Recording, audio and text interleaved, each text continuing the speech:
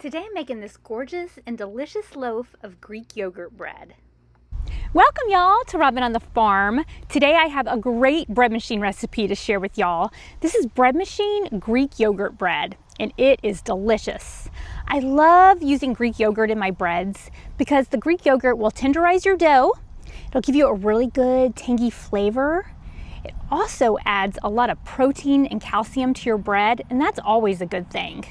So let's just get started on this really easy bread machine recipe. Now you can make this completely in your bread machine or you can use the dough cycle. I'm going to use the dough cycle today. I just prefer to do that, but this bread works out great either way.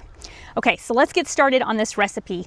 I am going to use 3/4 of a cup of milk. This is lukewarm milk, about 100 to 110 degrees. I just popped it in the microwave for about a minute. So this is 3/4 of a cup. I use whole milk, but you can use any kind of milk alternative or a lower fat milk too. That's just fine. Now after our milk, now it's time for the Greek yogurt. I'm using 3/4 of a cup of Greek yogurt, and I'm actually using this vanilla Greek yogurt, but you can use plain Greek yogurt. You can even use a flavored Greek yogurt.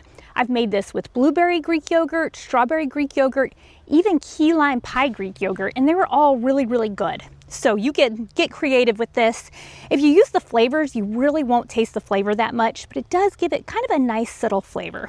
Okay, so I'm adding 3/4 of a cup of Greek yogurt. This is a fat-free Greek yogurt, but I've also made it with the full fat whole milk Greek yogurts. It works out great either way. Now it is best if you use kind of a room temperature Greek yogurt, or you can heat it up in the microwave, but I just let mine sit out for a little bit and it's good to go. You just want it to be kind of warm for your yeast. After the Greek yogurt, now I'm gonna add 3 tablespoons of melted or softened butter.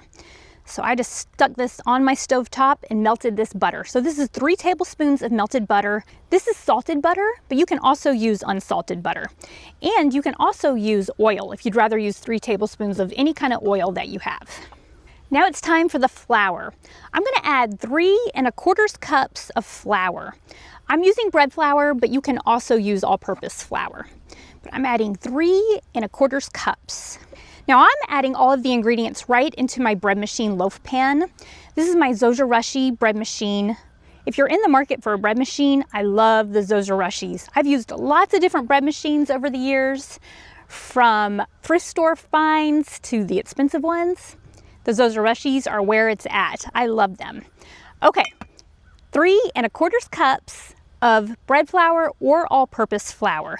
If you use all-purpose flour, you might need to add a little bit more flour as it's mixing, just because the bread flour will absorb some more liquids. Now it's time to add some sugar.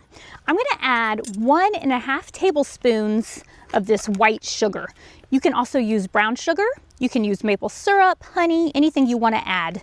But I'm using 1½ tablespoons of white sugar. Sometimes it's just less messy and easier to get out my sugar than get out the honey or anything like that. Although I do really like using honey and maple syrup in my breads. Okay, after that, now it's time for some salt. I'm gonna add 1 teaspoon of salt. This is my Redmond's real salt. Love this salt for my baking. Definitely pour it not over your bread machine loaf pan. You don't wanna over pour and over salt your bread. So I'm just gonna add that right on in there. And after the salt, now it's already time for our yeast. This is my SAF instant yeast. I like this yeast a lot. I use this one and I use the Red Star Active Dry Yeast. I use them interchangeably in all my breads. So if you don't have any instant yeast, Active Dry will work just fine. So I'm gonna add 1½ teaspoons right on into my bread machine loaf pan. And those are all of the ingredients already. So I'm gonna go ahead and throw this into my bread machine and get it mixing and kneading. I've given my bread machine about 5 minutes to mix up my dough, get all the ingredients incorporated, and look how good this ball of dough looks for my Greek yogurt bread. This is exactly what you want your dough to look like.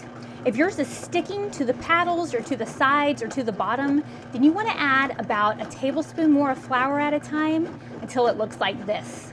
If yours is really crumbly, not coming into a nice smooth ball of dough, then you want to add about a tablespoon of water or milk at a time.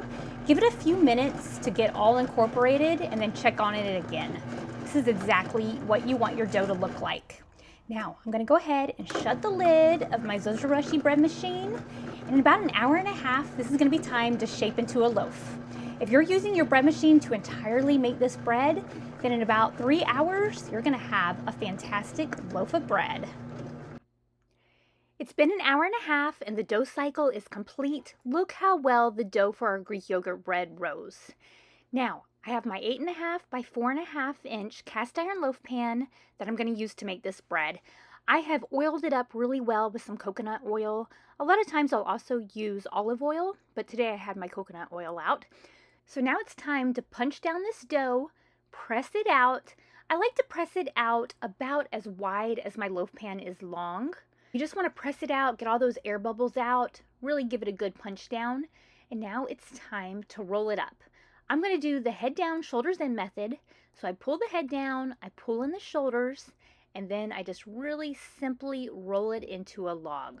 This is a really uncomplicated way to shape your loaf, but it gives you really good texture, really good surface tension, and the loaf is going to turn out absolutely beautiful. Now I'm just going to throw this loaf into the loaf pan, and I'm going to let it rise. It's time to let it rise for about 30 minutes.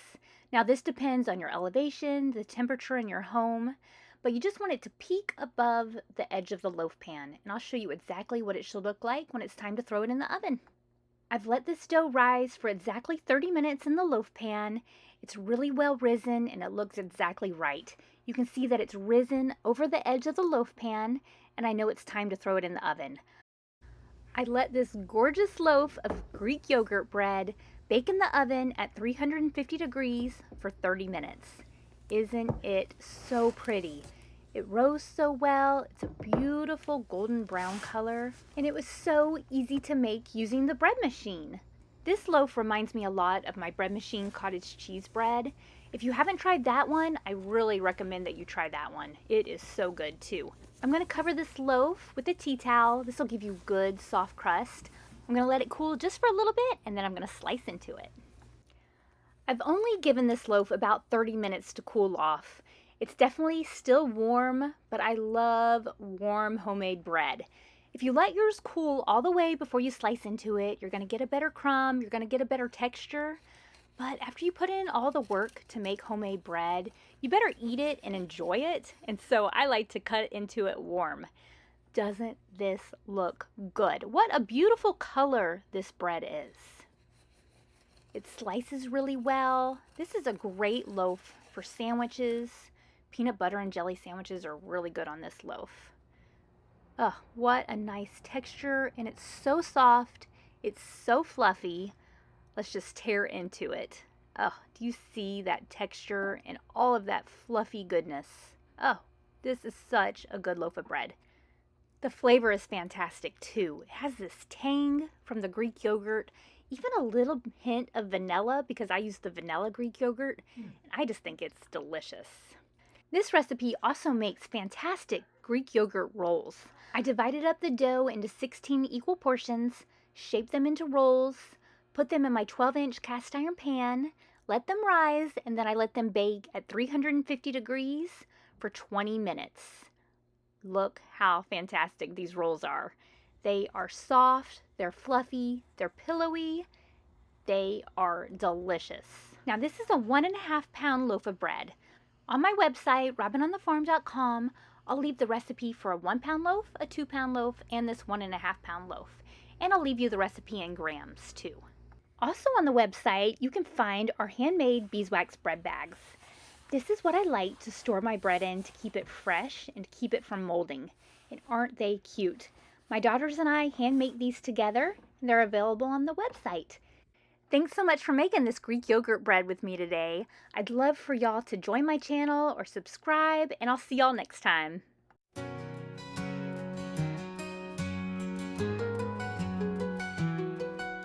Robin's in the kitchen, dough beneath her hands, wheat from the fields and eggs from her land.